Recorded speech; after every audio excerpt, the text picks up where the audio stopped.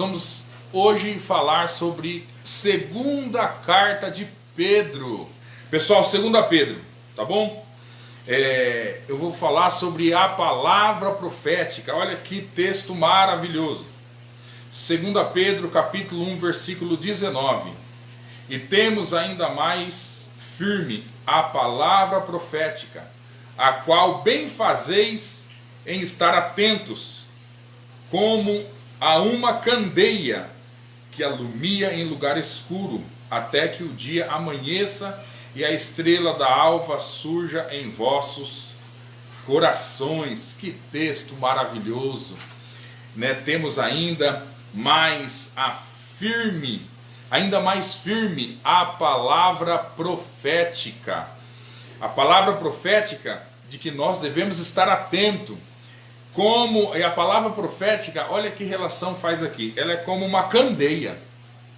Uma candeia, o que é uma candeia? Vamos pensar em uma velinha, né, que ilumia em lugar escuro, até que o dia amanheça e a estrela da alva surja em vossos corações. Receber a palavra é receber luz.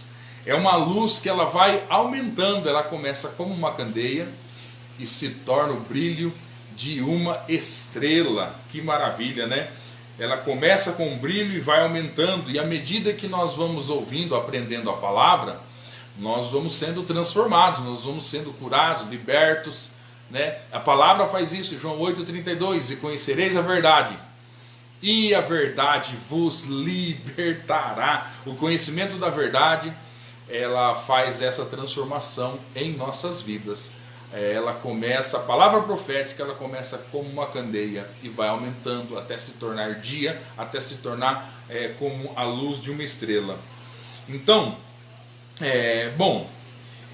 a segunda Pedro, capítulo, é uma carta curtinha, tem 3 capítulos, que trata da vinda do Senhor. Bom, eu disse que segunda Pedro é uma carta que trata da segunda vinda. E ela faz um paralelo entre a segunda vinda e os falsos profetas. E hoje nós vamos entender que relação tem a segunda vinda com os falsos profetas. Por que que segunda Pedro, ao tratar da segunda vinda, ela faz mais menção aos falsos profetas do que propriamente a segunda vinda de Cristo. Então hoje nós vamos, com certeza você também vai entender perfeitamente o que uma coisa tem em relação à outra. A questão é que pouco se fala sobre a segunda vinda, né? Até mesmo nos dias atuais, e nós precisamos falar, eu preciso falar. Você vai entender ao final desta palavra como é necessário de que a gente fale sobre a segunda vinda. E pouco se fala. Por que pouco se fala? Porque os falsos mestres, eles minam a esperança. Eles têm uma característica de falar somente das coisas do aqui e do agora. Essa é o paralelo. Eu já estou aqui adiantando a você. Mas vamos lá então pegar aqui desde o versículo 1. 2 Pedro capítulo 1, versículo 1. Simão Pedro, servo e apóstolo de Jesus Cristo, aos que conosco alcançaram fé igualmente preciosa na justiça do nosso Deus e Salvador Jesus Cristo. Graça e paz vos sejam multiplicadas no pleno conhecimento de Deus e de Jesus nosso Senhor. Então, o apóstolo Pedro, né, ele fala sobre a fé preciosa,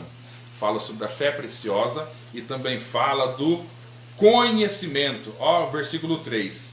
Visto como o seu divino poder nos tem dado tudo que diz respeito à vida e à piedade, pelo pleno conhecimento daquele que nos chamou por sua própria glória e virtude. Portanto, irmãos, procurai mais diligentemente fazer firme a vossa vocação e eleição, porque fazendo isto, nunca, jamais tropeçareis, porque assim vos será amplamente concedida a entrada no reino eterno do nosso Senhor e Salvador Jesus Cristo. Glória a Deus. Amados, nós vemos aqui que nós devemos fazer jus, né, a nossa vocação, a nossa eleição. Cabe a Deus nos chamar, nos eleger, nos justificar, nos santificar, e cabe a nós procurar e mais diligentemente fazer firme a vossa vocação e a vossa eleição. Fazendo isto, nós estamos aqui no versículo 10, nunca, jamais tropeçareis, né? Fazendo isto, jamais tropeçareis. Fazendo isto o quê? Né? Como fazer isto? Qual é o isto de que a Bíblia está se referindo? Olha só, vamos voltar aqui do versículo de número 5. Olha o que diz. E por isso vós mesmos, empregando toda a diligência, acrescentai à vossa fé a virtude. A virtude, o conhecimento. E a ciência, o domínio próprio. E ao domínio próprio, a perseverança. E à perseverança, a piedade. A piedade, a fraternidade. A fraternidade, o amor. Porque se em vós houver e abundar estas coisas, elas não vos deixarão ociosos, nem infrutíferos, no pleno conhecimento de nosso Senhor Jesus Cristo. Pois aquele em quem não há estas coisas, é cego, vendo somente o que está perto. Eu quero fazer uma pausa. Este é um dos versículos chave para nós entendermos a carta de 2 Pedro. Olha só. Então, nós aqui vemos como nós devemos fazer valer, né, a nossa vocação, a nossa eleição. O Senhor nos chamou, o Senhor nos elegeu, Ele nos escolheu, nos justificou, nos santificou. E aqui nós vemos uma advertência do apóstolo de que nós devemos fazer com diligência, fazer jus, né, a nossa vocação e eleição. E fazendo o quê? Nós vemos aqui uma quantidade de coisas que a vida cristã é um acrescentar de um tanto de coisa que nós encontramos essas coisas das Escrituras Sagradas. Nós devemos fazer o quê? Acrescentar. A vida cristã é acrescentar. Fé, a virtude, virtude, ciência, ciência, domínio próprio, perseverança, perseverança, piedade, piedade, fraternidade, fraternidade, o amor. Agora, veja só. E aqui ele vai falar de um grupo de pessoas em que não existem essas coisas, né? E essas pessoas que não têm essas coisas, que fala aqui o versículo 9, pois aquele em quem não há estas coisas é cego. Olha só, é cego, vendo somente o que está perto. Então esse cego, eu disse aqui que é um versículo chave, porque o cego na visão de Pedro, quem é o cego na visão de Pedro? É aquele que vê o que está perto. Ele vê somente o que está perto. Bom, daí a relação da segunda vinda e de que nós devemos falar da segunda vinda e não falar somente das coisas do aqui e do agora. Mas você vai com certeza entender bem essa relação. Tá certo? Versículo de número 10. Portanto, irmãos, procurai mais diligentemente fazer firme a vossa vocação e eleição, porque fazendo isto, nunca jamais tropeçareis, porque assim vos será amplamente concedida a entrada no reino eterno do nosso Senhor e Salvador Jesus Cristo. Glória a Deus. Então, é necessário nós confirmarmos a nossa vocação com atitudes essas que nós vimos aqui na palavra. Agora, veja só o versículo de número 12. Pelo que estarei sempre pronto para vos lembrar estas coisas, ainda que as saibais, e estáis confirmados na verdade que já está convosco.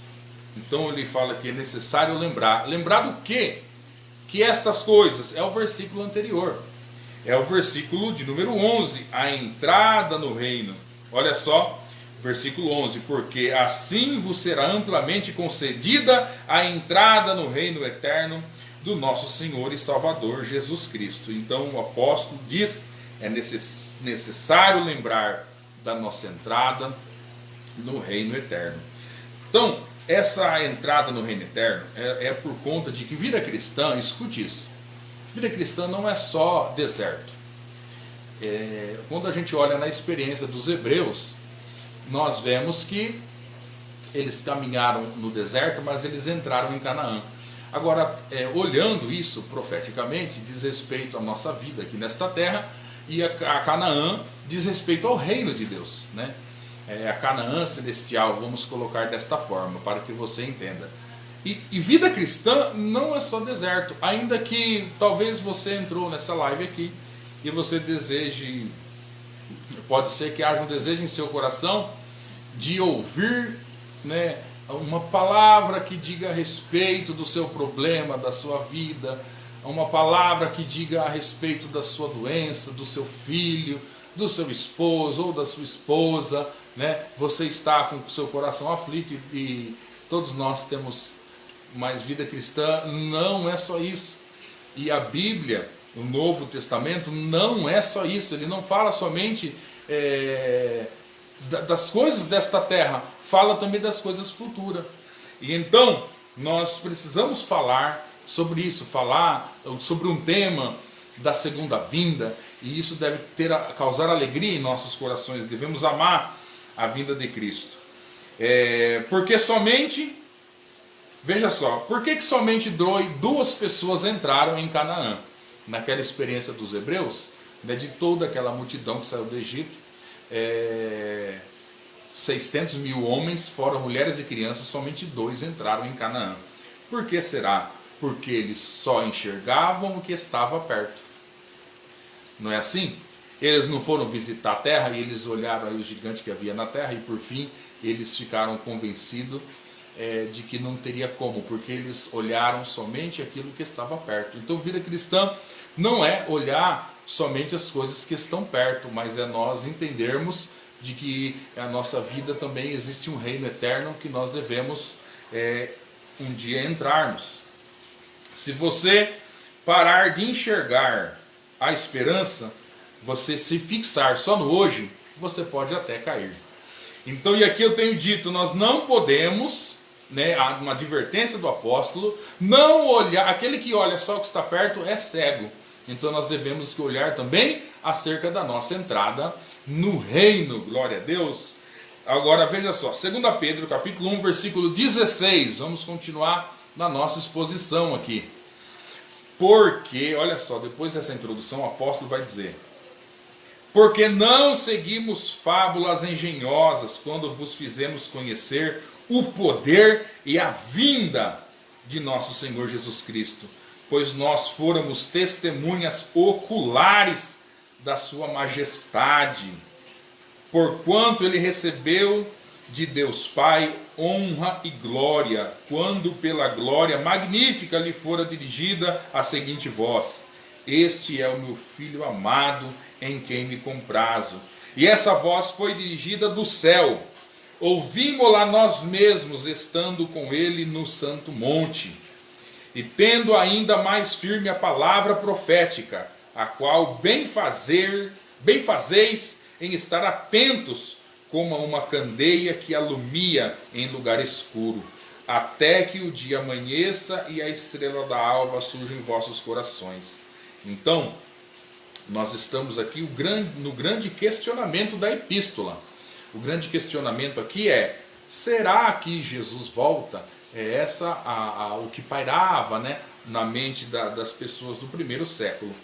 Eles pensavam que Jesus iria voltar tão logo ali no primeiro século. Então é esse o grande questionamento.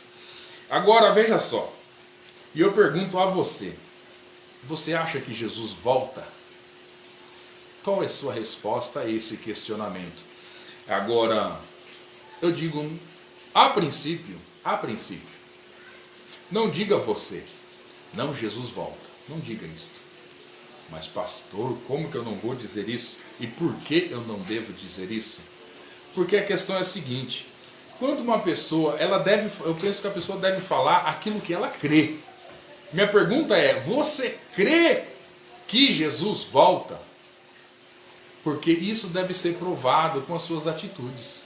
Se você crê que Jesus volta, você deve estar se preparando. ou não. Porque talvez é um costume nosso dizer, né, Jesus volta, Jesus vem, né, a segunda vinda de Cristo, ou no nosso evangeliquez, ele está às portas. Falamos e falamos, mas cremos no que falamos? Cremos no que falamos, né? Alguém aprendeu a falar assim, né? E por aprender a falar assim, então ele diz, Jesus vem. Agora a questão é, você crê com o seu coração que Jesus vem?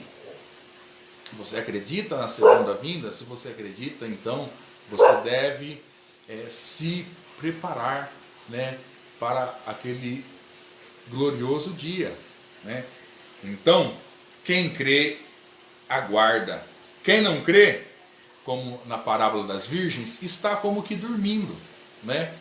Ele não crê, né? Mas só que na palavra dele ele diz que não, Jesus volta, Maranata. Mas ele ainda não crê com o coração.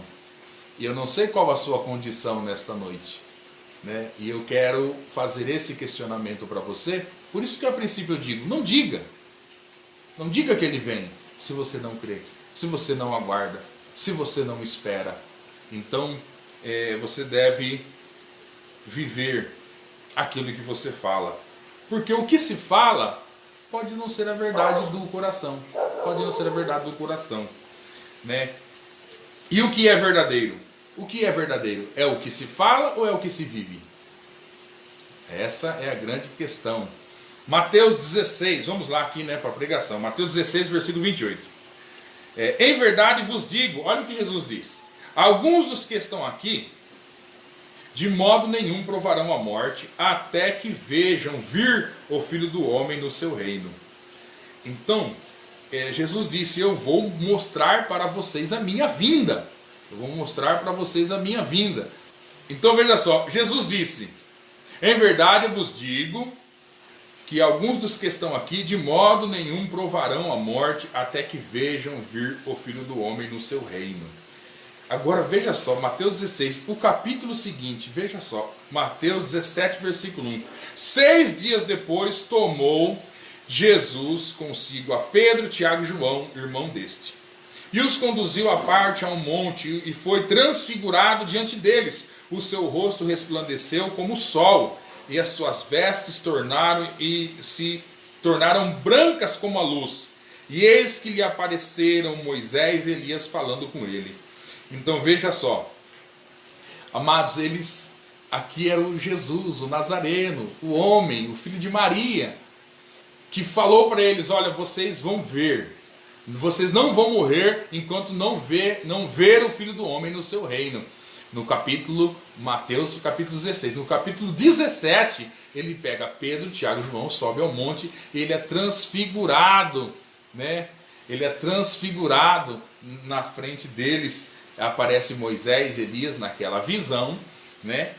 E ali Jesus, né, estava imerso, né, na glória de Deus. Ele estava coberto de imortalidade. Ali estava o Cristo de Deus, né? E é por isso que no versículo 16 ele faz a advertência, no caso 2 Pedro, capítulo 1, versículo 16. Porque não seguimos fábulas engenhosas, quando vos fizemos conhecer o poder e a vinda do nosso Senhor Jesus Cristo, porque nós fôramos testemunhas oculares da sua majestade, porquanto ele recebeu de Deus Pai honra e glória e majestade. Pela glória magnífica lhe fora dirigida a seguinte voz: este é o meu Filho amado, em quem me comprazo. Então, em 2 Pedro, ele está contando a experiência que ele teve em Mateus, lá no capítulo de número 17. Eu não estou contando uma fábula, ele está falando, eu vi com os meus próprios olhos, né, as coisas que aconteceram no monte, e uma voz do céu que lhe foi dirigida: este é o meu Filho amado, em quem me comprazo, né? Está lá em Mateus 17, 5. Estando ele ainda a falar, eis que uma nuvem luminosa o cobriu, e dela saiu uma voz que dizia: este é o meu Filho amado, em quem me comprazo, a ele ouvi. Os discípulos, ouvindo isso, caíram com o rosto em terra e ficaram grandemente atemorizados. Pedro vai dizer que muitos profetizavam a vinda do Senhor. Muitos profetizavam a vinda do Senhor. Aqui, ó, 2 Pedro, capítulo 1, versículo 20. Sabendo primeiramente isto, que nenhuma profecia da Escritura é de particular interpretação, porque a profecia nunca foi produzida por vontade dos homens, mas os homens da parte de Deus falaram movidos pelo Espírito Santo. Então nós temos aqui interpretação e nós temos inspiração. Primeiramente isso, nenhuma profecia da Escritura é de particular interpretação. Nós não podemos dar o sentido que nós queremos ao texto das Escrituras, né?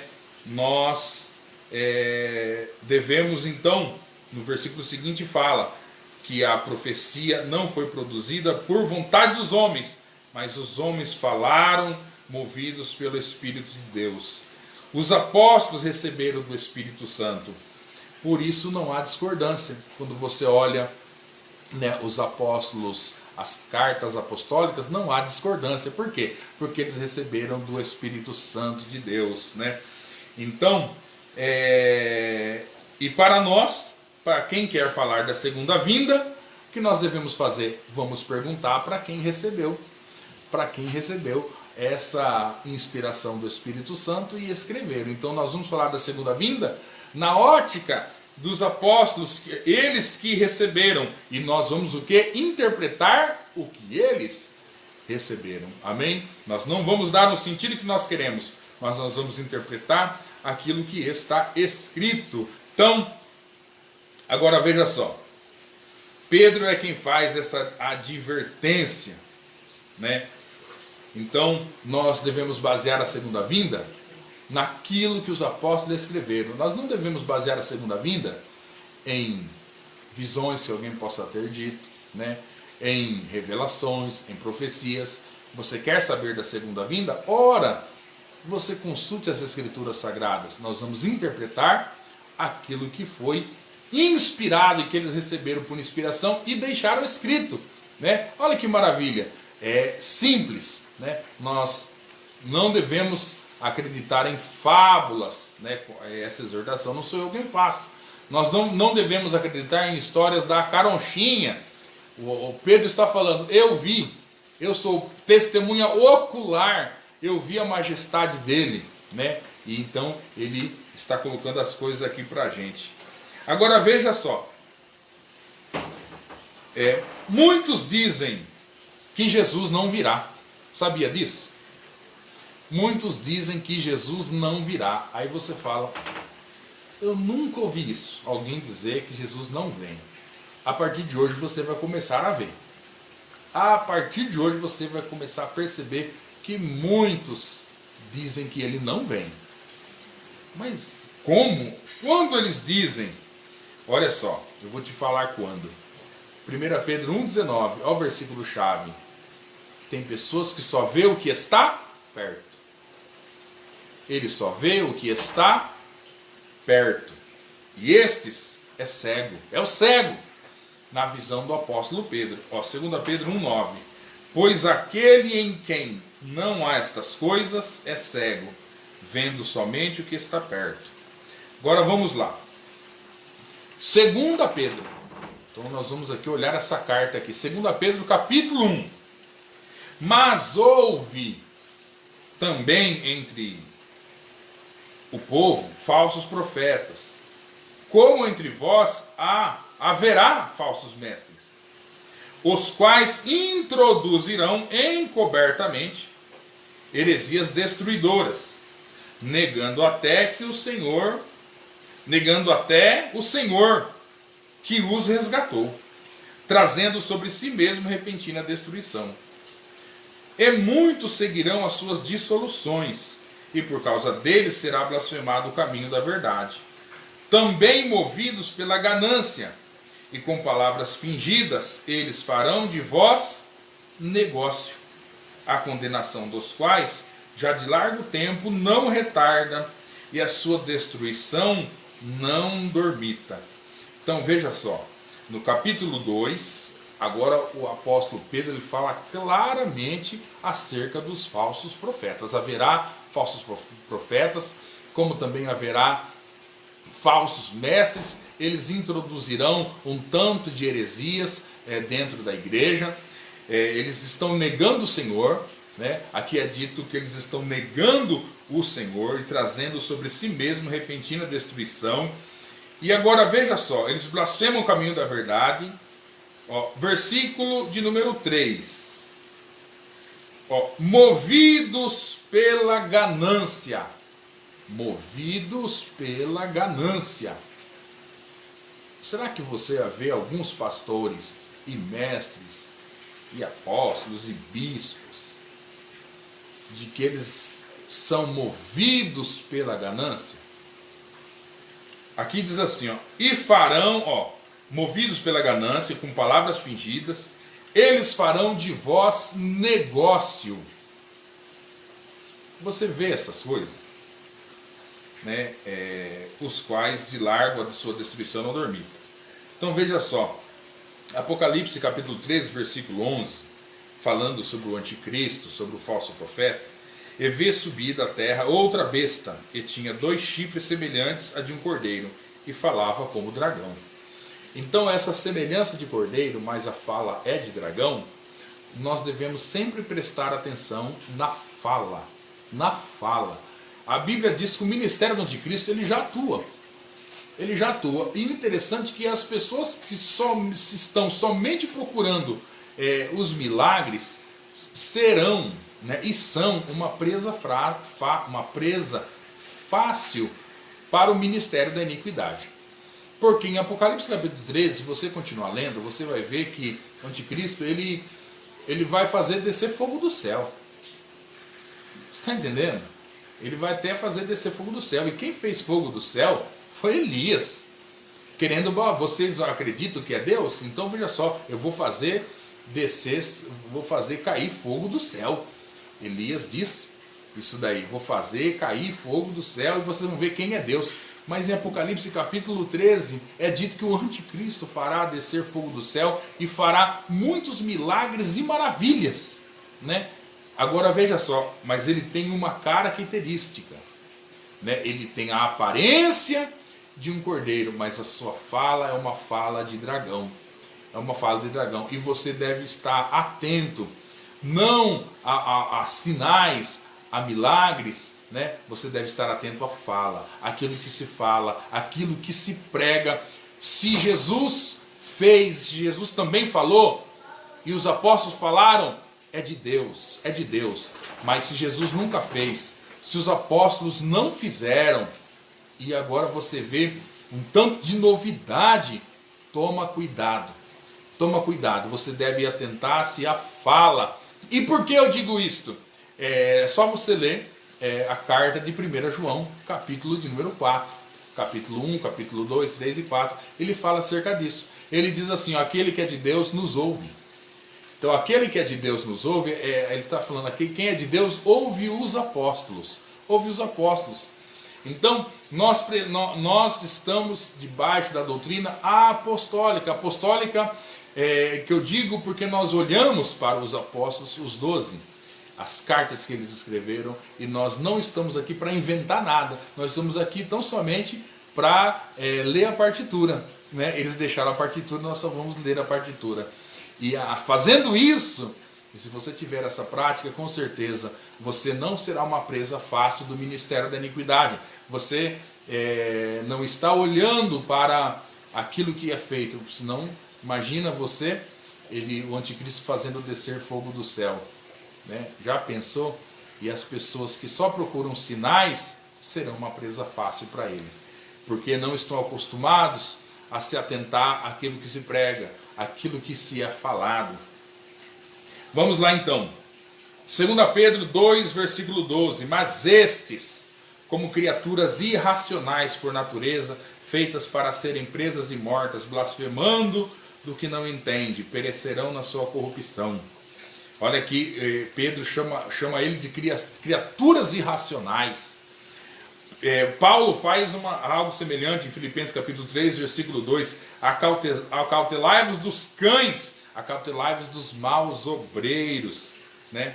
Acautelai-vos da falsa circuncisão. Por que eles chamam as pessoas de animais? Isso é uma revelação. É porque essas pessoas não nasceram do Espírito. Pessoas que é movida pela sua alma, movidas pela sua carne. Por isso eles são cães, à semelhança dos animais, que não têm, que é somente carne e alma. Vamos prosseguir. 2 Pedro capítulo 2, versículo 13. Recebendo a paga da injustiça, porque tais homens têm prazer em deleites à luz do dia. Nódoas são eles, e máculas, deleitando-se em suas dissimulações, quando se banqueteiam convosco. Quando se banqueteiam convosco, é porque isso é dentro da igreja. Está falando acerca da igreja. E eles fazem isso à luz do dia. Eles não têm vergonha, não, né? Eles não têm vergonha. Eles acharam um jeito de falar, mostrar a sua ganância. E o povo está aí, né? Não sei como que pode. Parece que estão cegos, né? Filipenses capítulo 2, versículo 14. Tendo os olhos cheios de adultério, insaciáveis no pecar, engodando as suas almas inconstantes, tendo um coração exercitado na ganância, filhos de maldição. Então, o coração deles está na ganância. Isso à luz do dia, como é dito aqui. Os quais, deixando o caminho direito, desviaram-se, tendo seguido o caminho de Balaão. 2 Pedro 2,15. Eles deixaram o caminho da verdade e seguiram o caminho de Balaão. Mas por que eles seguiram o caminho de Balaão? Quem foi Balaão? Balaão foi um profeta que ele foi subornado para amaldiçoar o povo de Israel. Então ele pregava por suborno. Ele era movido por dinheiro, ele era movido pela ganância. E esse profeta aí, quando ele ia amaldiçoar o povo de Deus, né, ele não conseguia amaldiçoar o povo de Deus. E ele, em vez de amaldiçoar, ele abençoava o povo de Deus.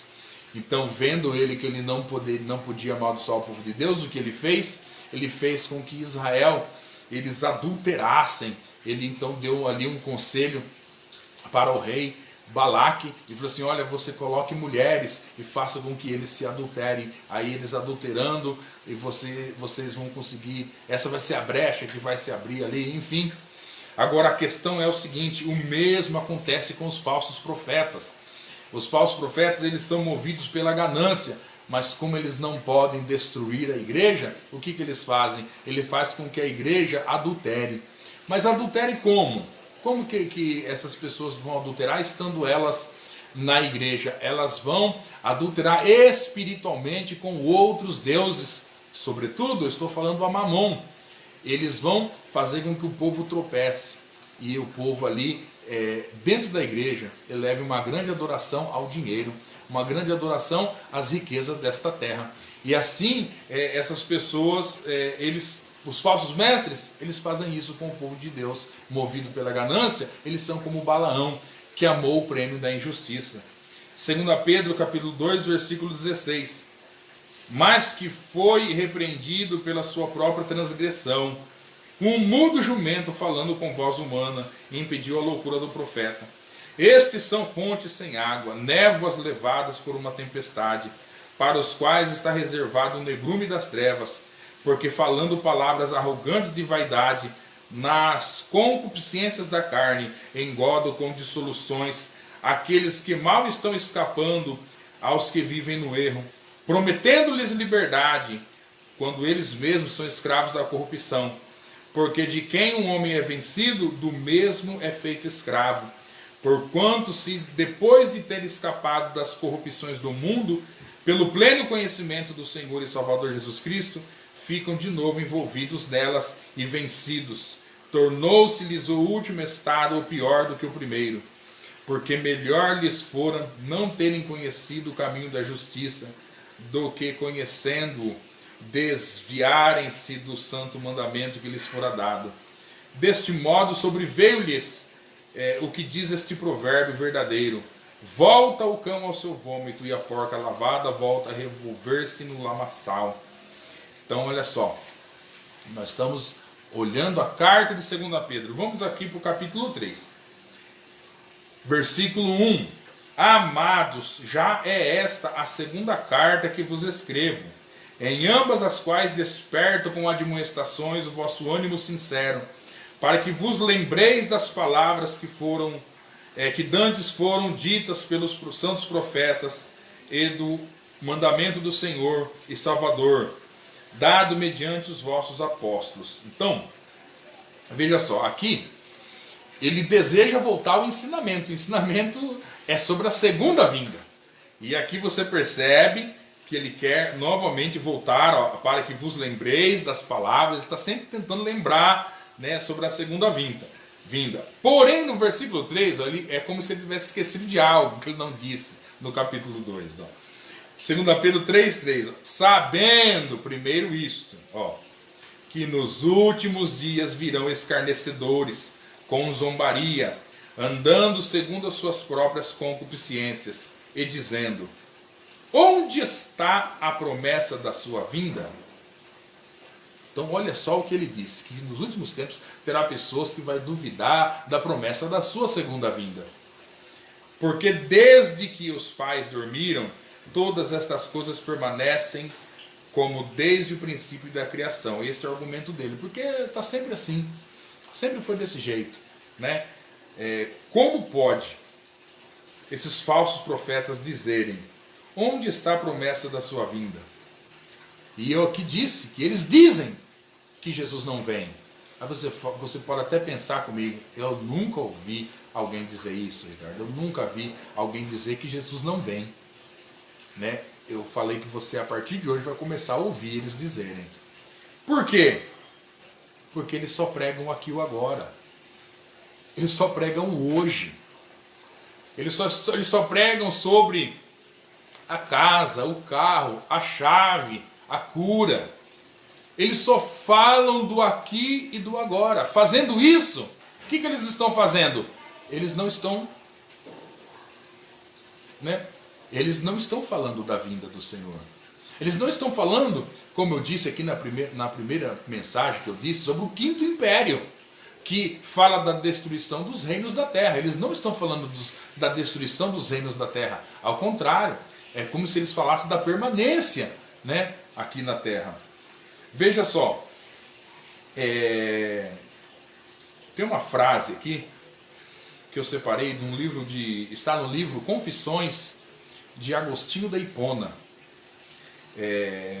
Eu digo isso por quê? Porque as coisas materiais, as necessidades da nossa vida, talvez você está aí com uma necessidade, saiba que Deus, Ele é poderoso, né? E se você está aflito, você deve orar, e Deus é poderoso para responder a sua oração. E você deve orar, como diz a Bíblia, né? Que nós não devemos estar ansiosos com coisa alguma, mas as nossas petições devem ser em tudo conhecidas diante de Deus. Você pode orar. Você é um sacerdote, né? Também, a Bíblia no Novo Testamento fala de um reino de sacerdote. E você pode entrar na presença de Deus e orar e clamar pelas mazelas da sua vida, e Deus está pronto para te atender. E não tem problema nenhum nós amarmos e gostarmos das coisas desta terra. Também não há problema nenhum nisso. A questão é de que eles só falam nisso. Eles só falam sobre as coisas materiais. Eles pregam somente o aqui, o agora, o carro, a casa, a empresa, a cura, a bênção, a vitória. É só isso. É só isso. Então é desta forma que eles estão falando que a vinda não tem vinda do Senhor, né? Eu tenho aqui uma frase que eu disse, né, de Agostinho de Hipona. Eu achei interessante. Se as coisas materiais lhe agradam, louve a Deus e retribua seu agrado ao seu Criador, para evitar que essas coisas que lhe agradam desagradem a Ele. Amado, nós podemos louvar a Deus por toda a bênção que o Senhor nos dá. Nós podemos louvar a Deus por toda a fartura que o Senhor nos dá. E nós temos consciência de que o Senhor tem nos dado e por que nos tem dado. lá 2 Coríntios fala, né, de que existe um motivo para nós termos mais do que precisamos. 2 Coríntios capítulo 8 e o capítulo de número 9, nós podemos repartir.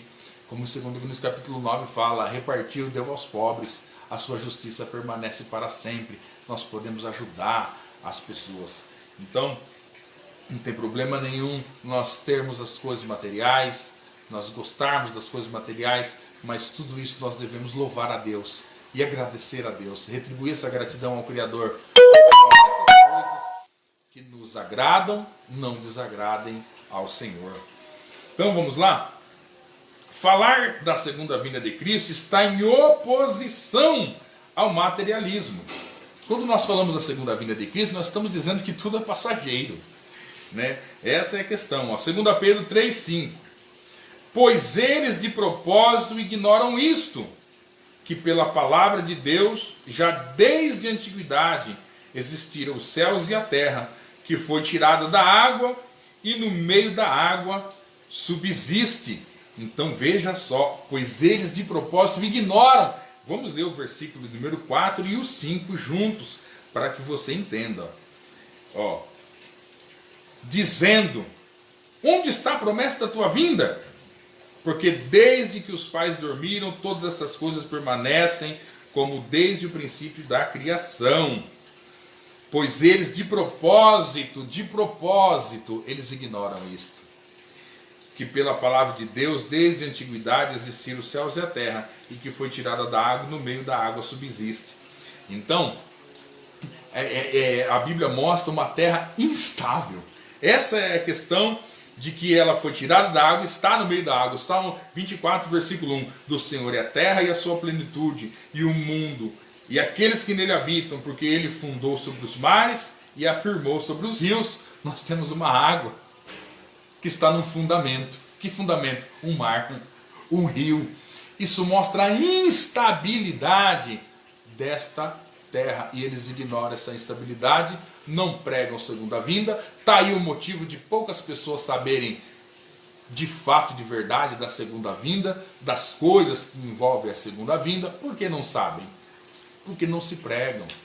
Porque não conhecem as 70 semanas de Daniel? Porque não se pregam. Porque não se sabe tão pouco do ministério da iniquidade? Porque não se prega. Não se prega.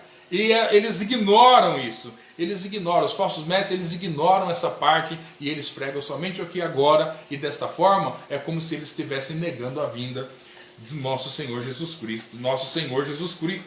Nosso Senhor Jesus Cristo. Então, os antediluvianos, antes do dilúvio, o povo pensava assim também. Noé estava falando do dilúvio, Noé estava pregando de que viria, as coisas estavam instáveis, e eles não, de uma certa forma, eles não acreditavam naquilo, né? Então aí ele vai passar a falar sobre isso. 2 Pedro 3,6, ó. Pelas quais coisas pereceu o mundo de então, afogado em água. Então, veja só. Aí ele começa falando da segunda vinda, né? Falou dos falsos. Ó, vamos fazer um resumo do que eu preguei até agora. Falei dos falsos profetas, suas características, como eles são movidos pela ganância. Eles pregam somente as coisas desta terra.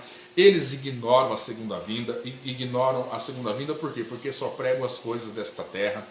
E eles estão aqui pregando somente as coisas desta terra.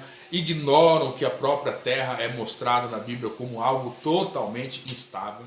As pessoas nos dias de Noé, e não é à toa que Jesus fala que a sua segunda vinda será como nos dias de Noé.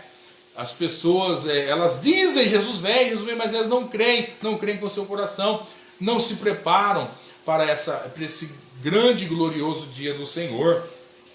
Então, Noé pregou a destruição do material, mas eles não creram. Noé chamou o povo ao arrependimento, mas eles não creram. E quem tem discernimento nos dias atuais está edificando a arca.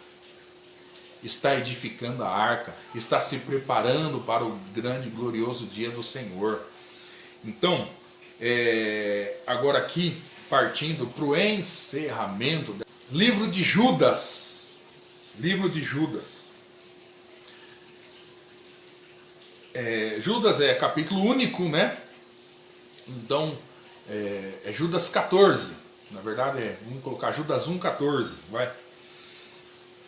Judas capítulo único e o versículo 14. Para estes também profetizou Enoque, o sétimo depois de Adão, dizendo: Eis que veio o Senhor com seus milhares de santos, para executar juízo sobre todos e convencer a todos os ímpios de todas as obras de impiedade que impiamente cometeram, e de todas as duras palavras que os ímpios pecadores contra ele proferiram. Então, está aqui Judas falando de uma profecia de Enoque. Enoque, aquele que andou com Deus.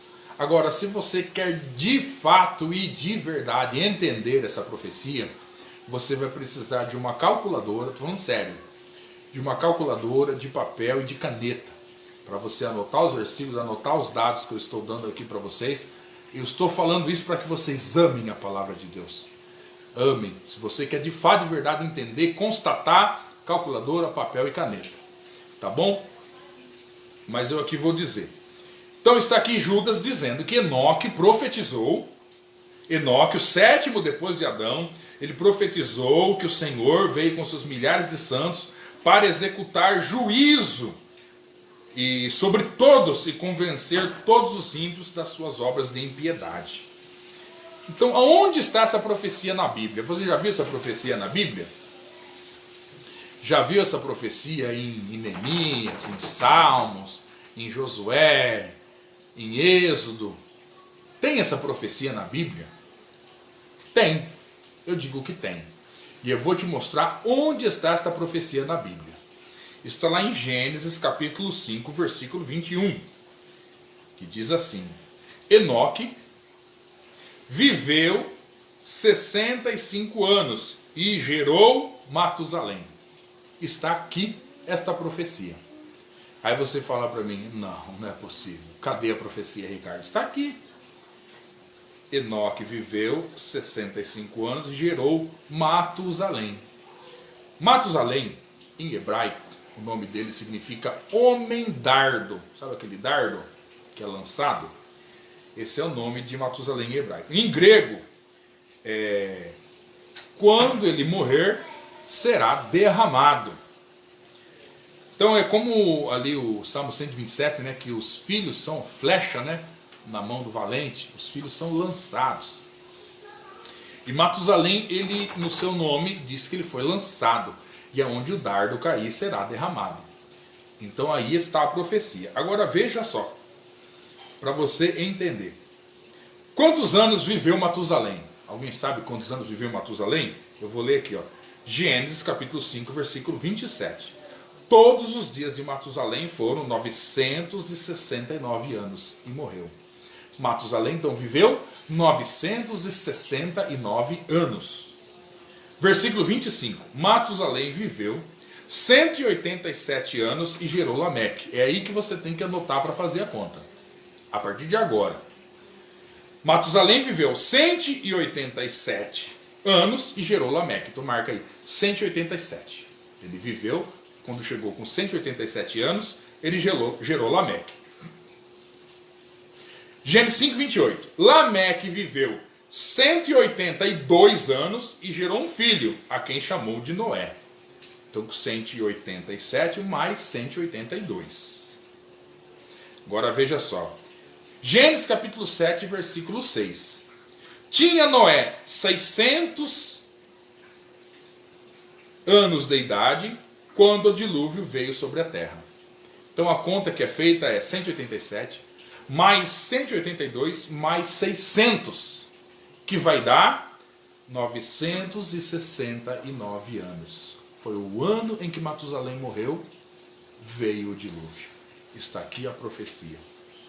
Então, quando Matusalém morreu, veio o dilúvio. Quando o dardo caiu, foi derramado. E aqui, então eu encerro. Veja como que foi profetizado a vinda do nosso Senhor, os dias acerca de Noé, acerca da destruição de toda a terra, o juízo sobre toda a terra. e as coisas aconteceram, né? As coisas aconteceram. E da mesma forma, o Senhor Jesus há de voltar na sua segunda vinda, ressuscitou e virá nos buscar. Maranata, ora vem Senhor Jesus, amém? Nós amamos a vinda do Senhor. Deus te abençoe em nome de Jesus, glória a Deus.